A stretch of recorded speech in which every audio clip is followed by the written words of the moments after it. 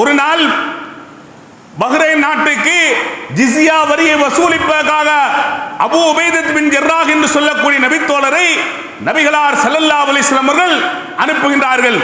அந்த நபித்தோழர் அங்கே சென்று வரியை வசூலித்து சில பொருட்களோடு மதீனாவை நோக்கி வருகின்றார். அந்த செய்தி அன்சாரி நபித்தோழர்களுக்கு இந்த செய்தி எட்டுகின்றது.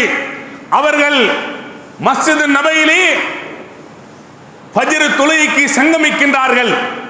அல்லாஹ்வின் தூதர் ஸல்லல்லாஹு அலைஹி வஸல்லம் அவர்கள் தொழுகையை நிறைவேற்றிய பிறகு நபித்தோழர்களை பார்க்கின்றார்கள். பார்த்து புன்முறுவல் பூக்கின்றார்கள்.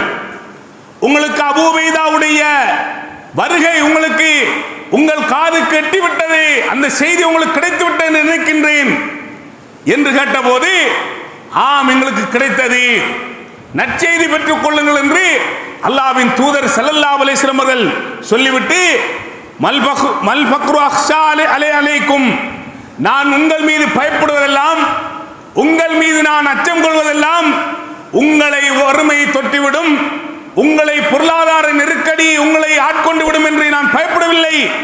நான் உங்கள் மீது எனக்குள்ள பயம் என்ன தெரியுமா?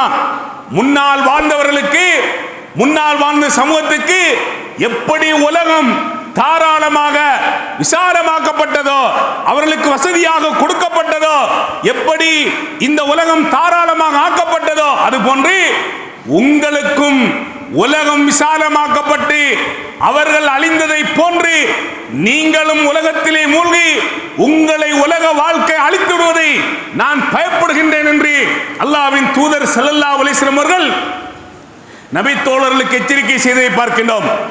உலகத்திலே பொருளாதாரம் அதிகமாக வழங்கப்பட்டால் நன்மைகள் செய்யாமல் மறுமையை மறந்து இவ்வுலக வாழ்க்கையிலே நீங்கள் மூழ்கி இருப்பீர்கள், மூழ்கி போய்விடுவார்கள் என்பதை நபி ஸல்லல்லாஹு அலைஹி வஸல்லம் அவர்கள் உணர்த்துகின்றார்கள்.